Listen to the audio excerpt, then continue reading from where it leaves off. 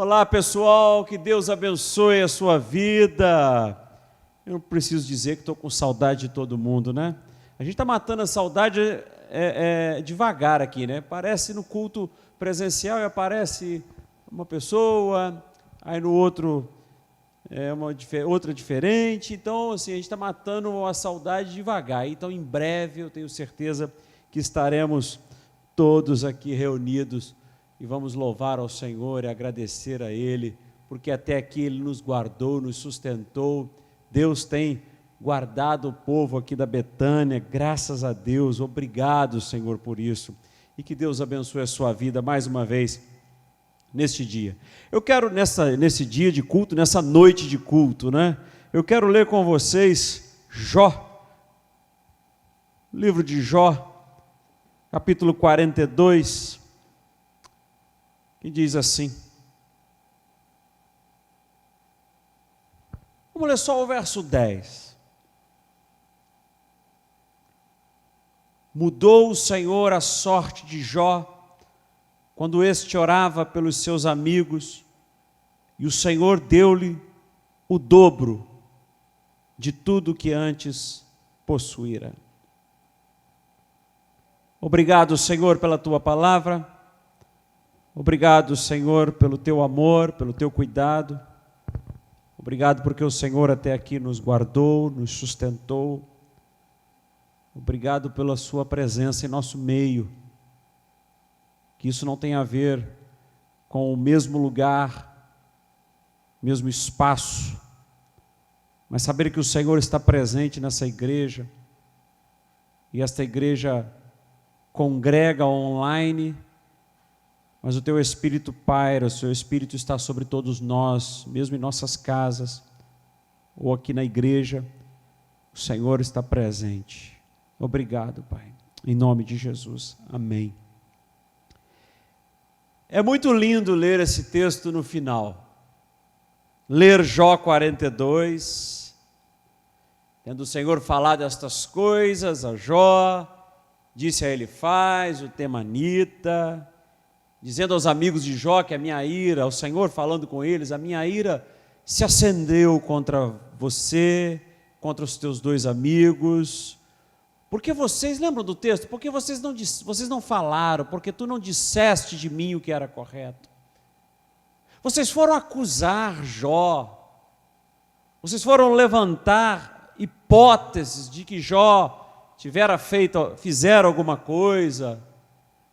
Vocês não falaram o que era correto sobre mim, por isso a minha ira se acendeu.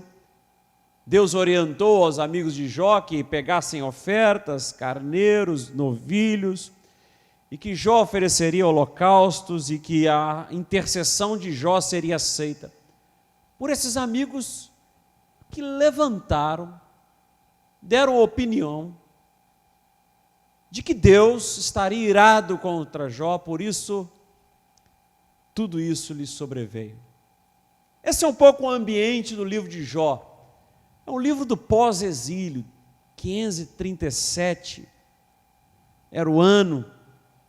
E qual era o ambiente, o que significava esse livro? Qual é a mensagem que o livro de Jó deseja passar às pessoas? Para você, para a sociedade da época de Jó, desse personagem do texto bíblico. O texto deseja mandar uma mensagem para todos nós, e a mensagem é essa: ser usado por Deus, para propósitos de Deus, que nós não conhecemos, mas que muitas vezes Deus utiliza a nossa vida, a nossa história, para se comunicar com as pessoas, para mandar a sua mensagem, para dizer em algum momento: olha, eu não sou dessa maneira como vocês pensam. É isso que representa o livro de Jó. Deus não é isso que a sociedade de Jó ou que algumas pessoas pensam. Deus não retribui de acordo com o nosso erro. Esta é a denúncia. A fala do início do capítulo, porque ler o final é maravilhoso. Mas para conhecer, para saber o final que é maravilhoso, de Jó 42, a gente precisa lembrar de Jó, primeiro capítulo, e todo o drama e toda a dor, quando ele era saqueado, quando a sua vida era arrancada, os seus filhos mortos.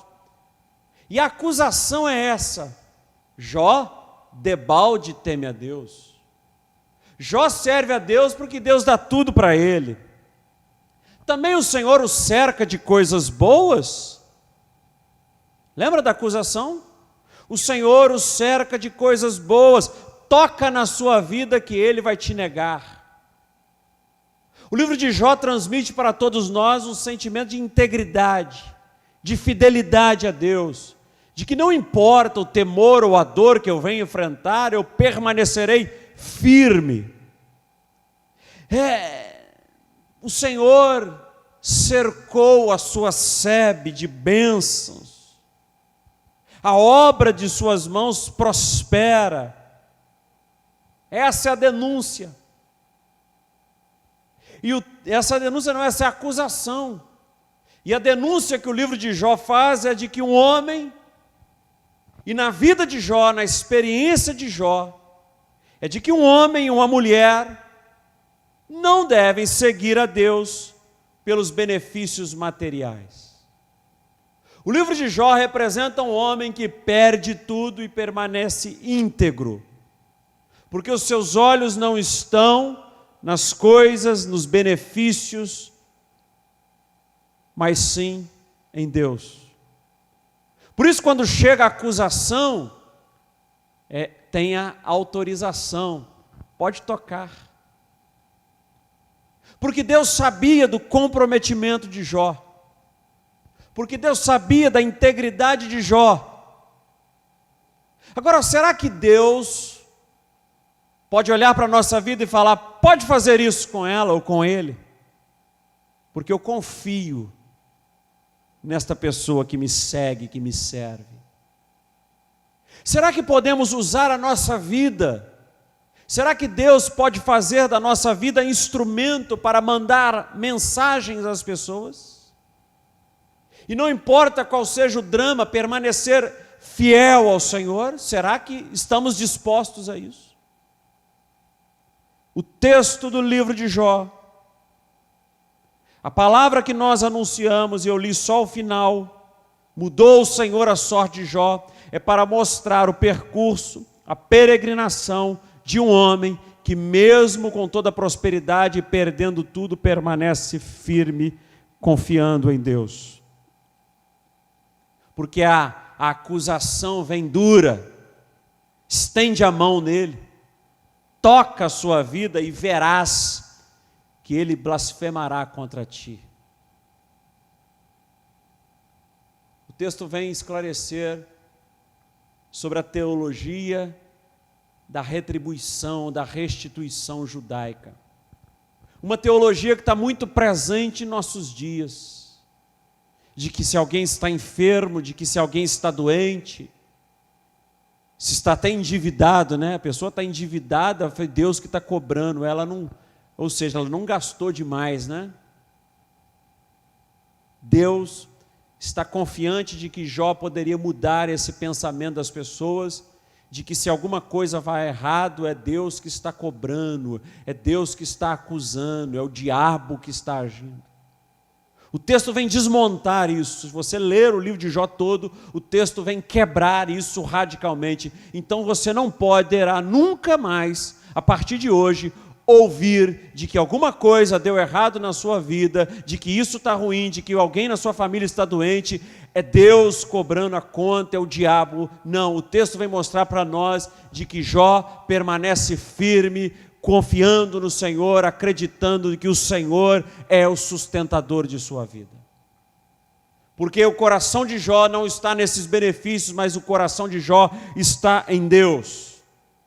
É um livro difícil, muitas pessoas falam isso, porque às vezes estamos pensando, articulando em entender um Deus que parece que está numa queda de braço barata com a nossa vida. Você não pode servir a um Deus determinista que parece estar numa queda de braço por causa da sua vida. Deus é puro amor, é pura dedicação, é puro empenho. O texto bíblico está recorrentemente anunciando isso. Deus que ouve o clamor dos seus filhos e vem socorrê-los. um Deus que coloca os seus filhos nos ombros e leva, que socorre, que cuida. Talvez tenhamos dificuldades em acreditar que mesmo nos momentos difíceis da vida, temos um Deus que restitui filhos, temos um Deus que restitui famílias, temos um Deus que restitui todas as coisas que perdemos. Talvez você esteja vivendo isso, com dificuldade, para entender de que Deus tem poder de restituir todas as coisas, e de que você não está abandonado, e que Deus não está numa partida contra a sua vida, que Deus não está apostando nada contra a sua vida. Pelo contrário, o que Deus deseja fazer nesse momento é mostrar que você permanece firme, confiando nos cuidados de Deus. A gente vem para a igreja, a gente está no culto aqui online, e é muito bom cantar o louvor: cumpra em mim o teu querer, Senhor. Não é assim?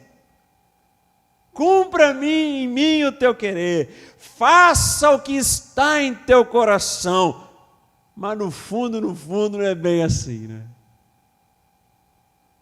Deus autorizou, pode tocar na vida de Jó, porque eu conheço Jó, eu sei quem ele é, não vai me abandonar.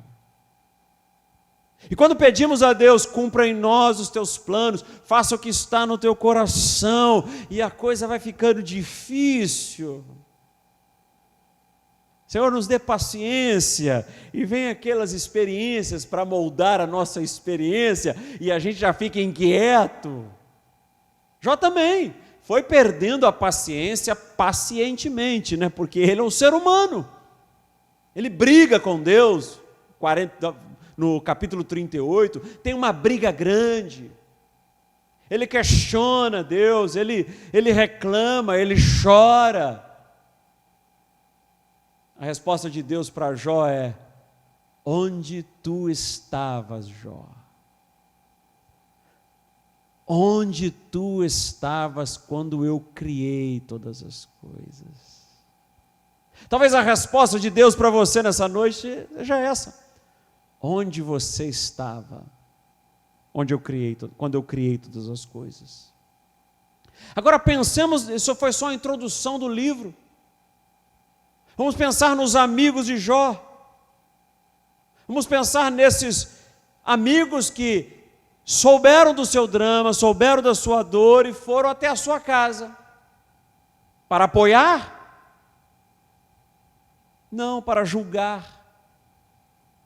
Para ler versículo bíblico condenando, para citar versículo bíblico condenando. Será que não tem alguns amigos assim do seu lado? Que quando você precisa de apoio, de ombro, são amigos de versículo bíblico, amigos de clichê evangélico. Tudo posso naquele que me fortalece, mas eu quero a sua amizade para me fortalecer, não é? Eu quero a sua mão estendida para me fortalecer.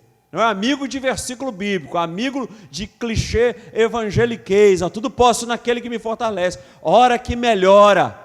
Enquanto um amigo precisa de um ombro, de um apoio, e de dizer ao lado dele: eu não te condeno, eu não sei o que você está passando, eu não sei por que isso chegou na sua casa, mas eu estou aqui do teu lado. Conte comigo.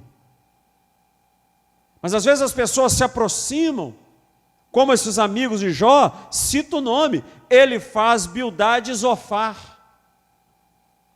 Souberam da dor e foram para a casa de Jó.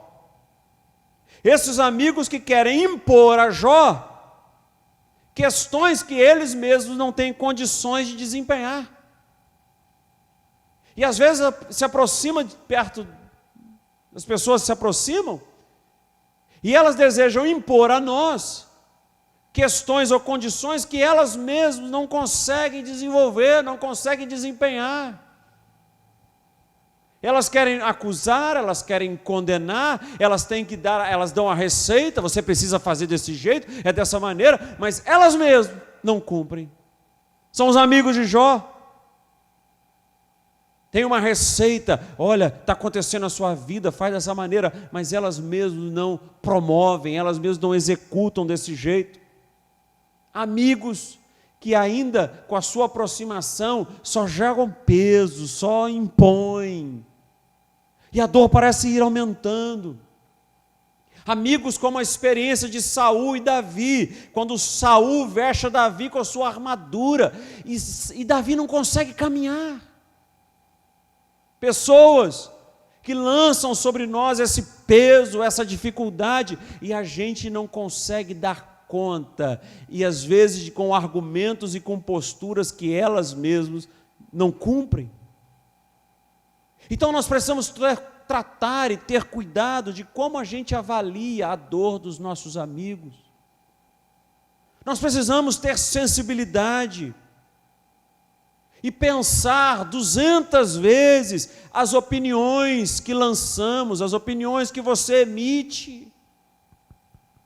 Porque essa pessoa, ou você mesmo, não está na hora do julgamento, não está na hora da culpa, você precisa de apoio, você precisa de ajuda. E podemos ouvir, talvez, de Deus um dia: vocês não falaram de mim o que era correto. Esse homem Jó, que parece sofrer mais com o abandono dos amigos do que com a dor física. Esse homem Jó, que quando escutou, meus amigos estão se aproximando, vai ser muito bom, vamos dar uma força. Não, esse homem Jó, que sofre com a presença dos amigos que só o condenam. Está na hora da gente ser bom amigo na hora da dor, e não só amigo de versículo bíblico na ponta da língua. Porque os amigos de Jó eram amigos de versículo bíblico. Eram amigos que se aproximaram, e quando Jó precisava de um abraço, falaram: olha, Jó, vê se você não fez alguma coisa. Será que tem algum amigo assim na sua vida? Quando Jó queria uma mão estendida, ouviram: olha, Jó, vê se você não fez alguma coisa contra Deus. Era esta a acusação. Eles percorreram 42 capítulos perguntando isso para Jó. Vê se você não fez alguma coisa. Não é assim que as pessoas se aproximam quando a gente está sofrendo, chorando, sem esperança. A pessoa chega para você e fala: vê se você não fez alguma coisa. Se essa pessoa não tem uma percepção espiritual, um envolvimento com Deus, ela se sente mais derrubada ainda. Ela vai para casa e pensa: é o fim mesmo, acabou minha vida. Esse não é o Deus de Jó, esse não é o Deus de Jesus, e esse não é o Deus que você serve. Se algum dia você estiver enfrentando muita dor, muita luta, muita dificuldade, enfermidade na família, e chegar alguém para a sua vida e falar: olha, vê se você não fez alguma coisa, ou ela, você fala assim: sai para lá, ele faz, sai para lá, Bildade, sai para lá, Zofar, porque vocês não falam o que é de Deus. Os amigos de Jó eram amigos do versículo bíblico, eram defensores da religião, da religiosidade, da aparência.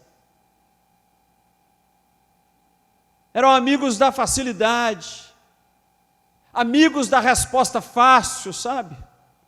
Da resposta irresponsável, que lançam sobre nós. Esses são amigos de Jó. Nós não sabemos explicar o porquê do sofrimento, o drama do mal, é algo que percorre a humanidade, a gente não sabe explicar. Mas tem uma hora que a gente pergunta: onde está Deus que não vê isso? Aonde está Deus que não vê o que eu estou passando? Se você pensar nos relatos dos campos de concentração, você vai encontrar relatos ali, experiências magníficas, onde as crianças ou jovens ficavam fazendo aquela briga de corda, né?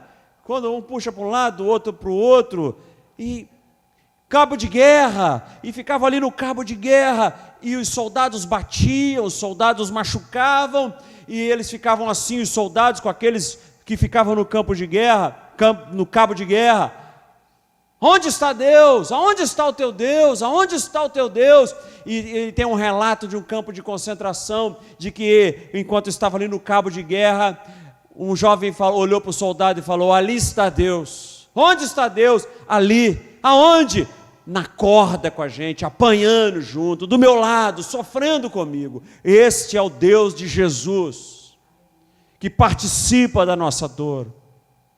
O livro não explica sobre o sofrimento, mas o livro de Jó nos explica algo básico, sabe o quê? Olhe para Deus.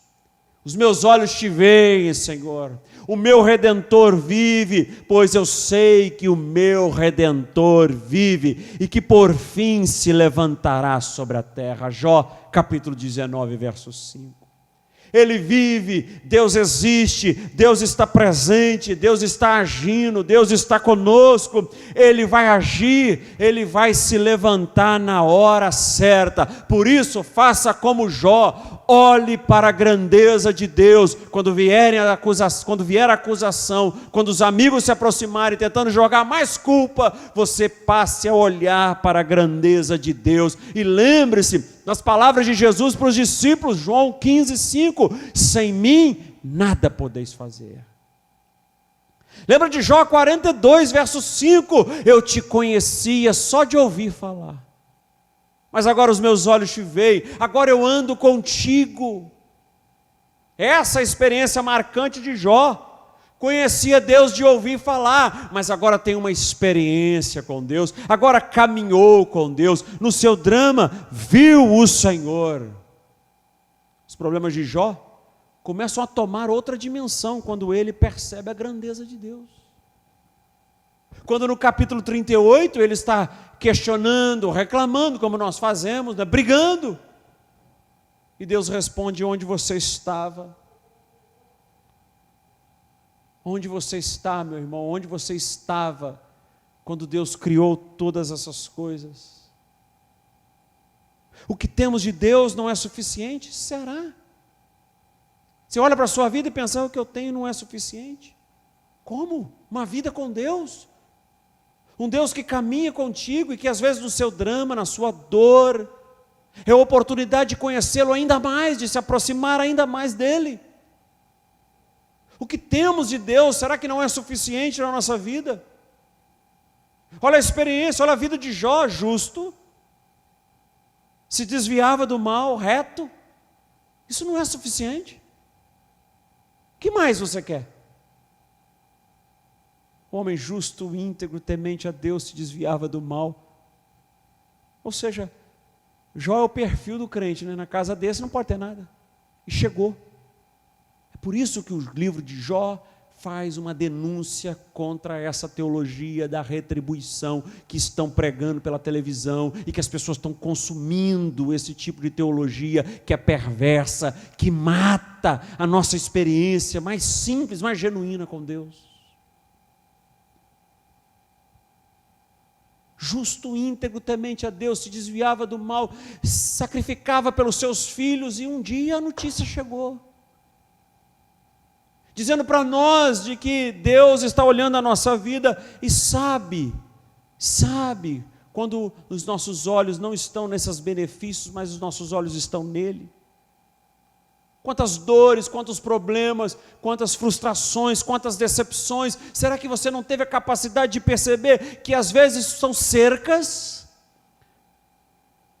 São cercas em nossa vida? Frustração, uma queda, um tropeço, uma decepção, algo que não deu certo, e você fala: poxa, eu estava tanta esperança, por que não deu certo, Senhor? Será que você não percebe que isso podem ser cercas, um grande cercado que Deus coloca? E às vezes vem assim, em formas de tropeço, porque nós precisamos aprender a lidar mais com a nossa limitação, com que tudo não sai certo mesmo, como a gente esperava. Jó então se sente assim, parece uma espécie de um cercado, fincado por Deus. Porque se Deus anda comigo, se Deus está do meu lado, se estou atravessando essas dores, Deus está aqui. Então é assim que Jó se sente. Uma espécie de um cercado feito por Deus. E quando você vê, né, uma cerca de problemas Quem é que nunca falou assim, olha, pastor, parece que eu estou com uma cerca de problemas. Você precisa pensar que uma cerca tem dois lados. Se você está cercado de problemas, existem questões depois da cerca. Lembre-se sempre disso, porque a mesma cerca que te prende é a que te protege, é a que te guarda. Aprendi a viver bem em toda e qualquer situação. Lembra de Paulo? Aprendi a viver bem em toda e qualquer situação, tanto estar humilhado como exaltado, com fome ou com abundância, porque não importa o momento, se eu tenho consciência de que Deus participa comigo. E se eu estou cercado de problemas, eu preciso entender de que essa cerca talvez esteja me guardando, me protegendo. Aquele sonho, aquele projeto, aquela empresa que não vingou, que você se decepcionou. E se ela fosse adiante? Você não sabe. Não se esqueça de olhar para o outro lado.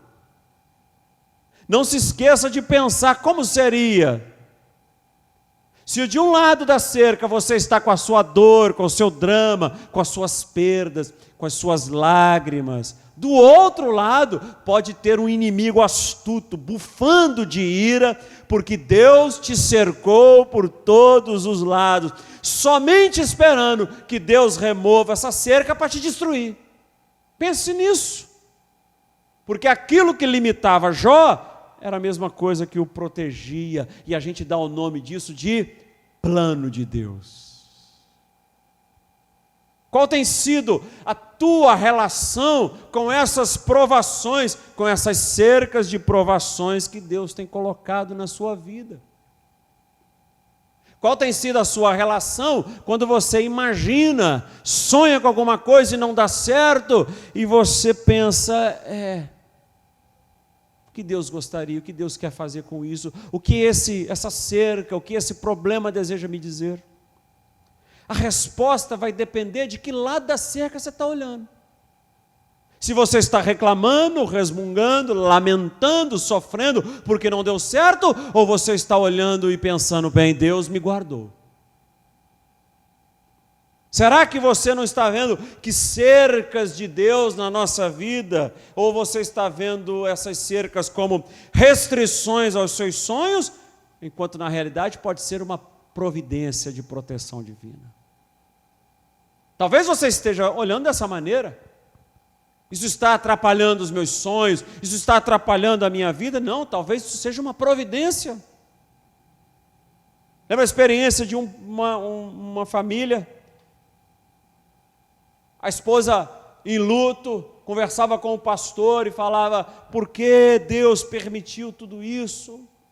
Aquela dor, aquela tristeza, aquela fala que é normal de qualquer pessoa, pensar assim, por que Deus permitiu tudo isso?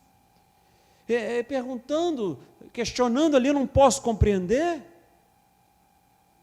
E aí ela replicava, ela dizia para ele, para o pastor, eu devo negá-lo? Eu devo abandoná-lo? E ela dizia também uma coisa linda, ela falava, eu devo então ser seguidora de Deus só nos dias de sol? E na escuridão não? As dúvidas, os problemas que nós enfrentamos, os questionamentos. E o pastor que visitava disse a ela, bem, o irmão acabara de passar através de uma nuvem escura e amarga. Essa era a palavra dele. Sua vida tem sido uma taça pesada. A esposa enlutada falou, espera aí, pastor, não tem nada disso. O sofrimento é grande. Enlutada, pregando para o pastor. Pastor de resposta fácil, de versículo bíblico. A nuvem tem sido escura, a taça tem sido amarga.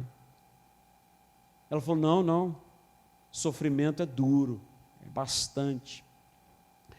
Meu coração está moído de dor.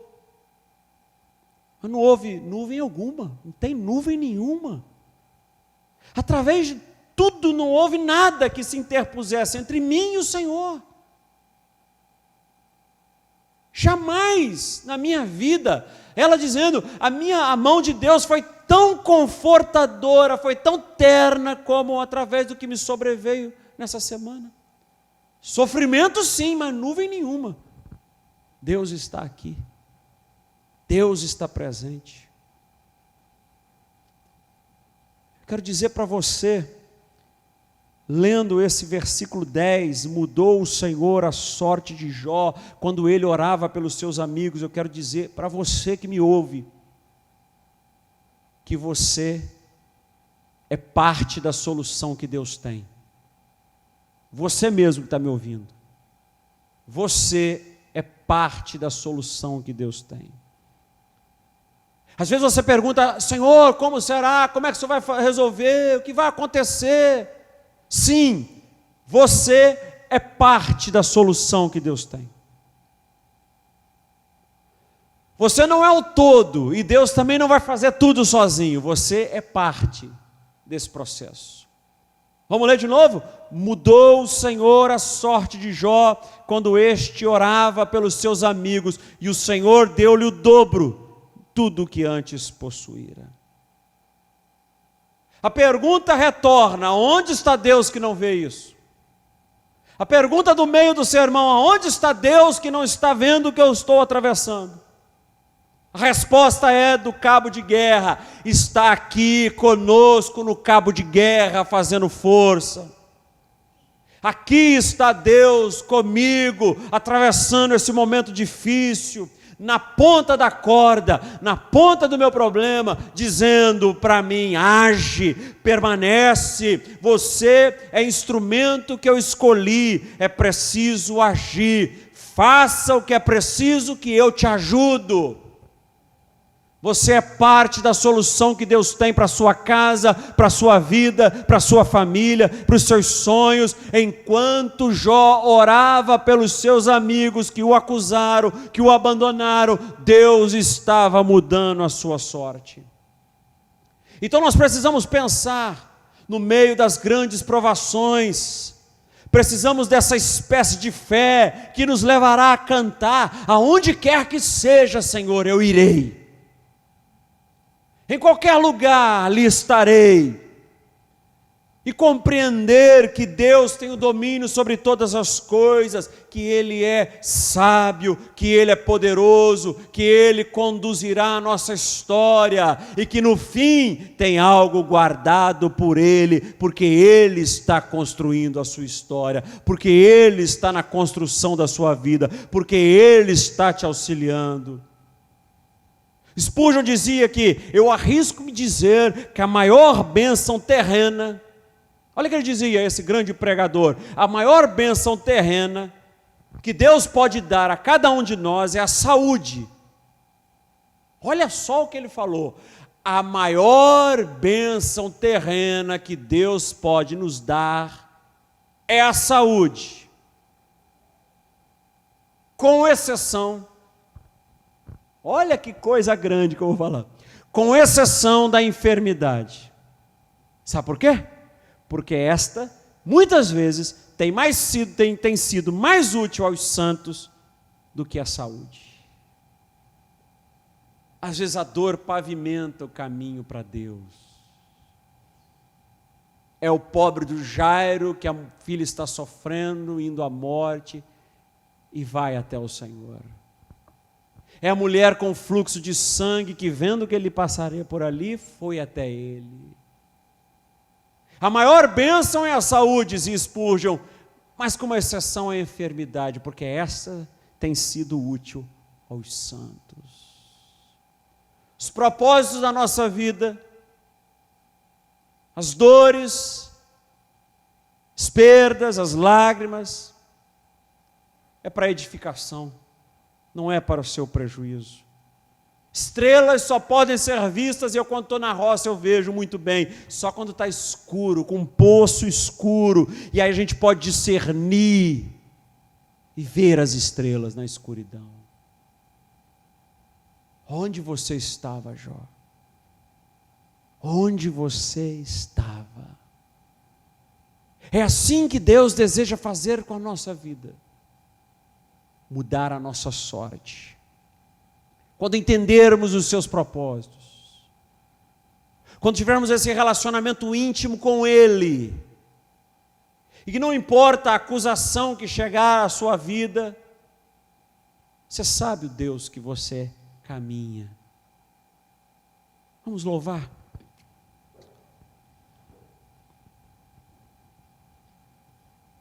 Existem coisas a serem feitas. E se você espera, Deus mudará a sua sorte. Quando começamos a orar, quando a gente olha para a nossa vida e pensa, mas eu estou o caco, Senhor. Eu perdi tudo. Eu não tenho nada, mas agora os meus olhos te veem. Eu tirei os olhos daquilo tudo que consegui, das bênçãos que alcancei. Eu quero colocar os meus olhos no Senhor. Eu quero fazer como os discípulos, eu não quero colocar os olhos na grande quantidade de peixes. Eu quero seguir o Senhor e deixar os peixes. Porque o Senhor mudará a nossa sorte quando a gente se levantar. Começar a receber as pessoas que colocaram o pé para a gente tropeçar, que nos acusaram, que chegaram na sua casa e falaram, ei, vê se você não fez alguma coisa contra Deus, olha essa aí, depois vai aparecer diante da sua vida e você vai ter que orar por ela. E Deus usará, porque você não pode ler esse livro de Jó, versículo isolado, é um todo.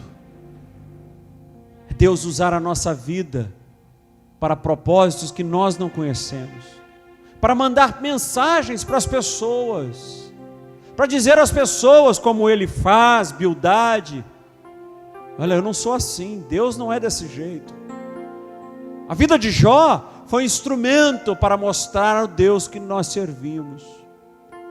Então quando vier um problema na sua vida, pense se não é uma cerca fincada por Deus, e que Deus utilizará a sua vida para mostrar às pessoas que Ele não se comporta como a gente idealiza, como a gente imagina, como nós projetamos. Deus é diferente, Deus é graça, Deus é amor. Deus deseja olhar para a minha vida, para a vida deles aqui do louvor e falar, esses aí eu posso contar. Esses aí não se comportam querendo retribuição. Sabem que eu sou puro amor e graça.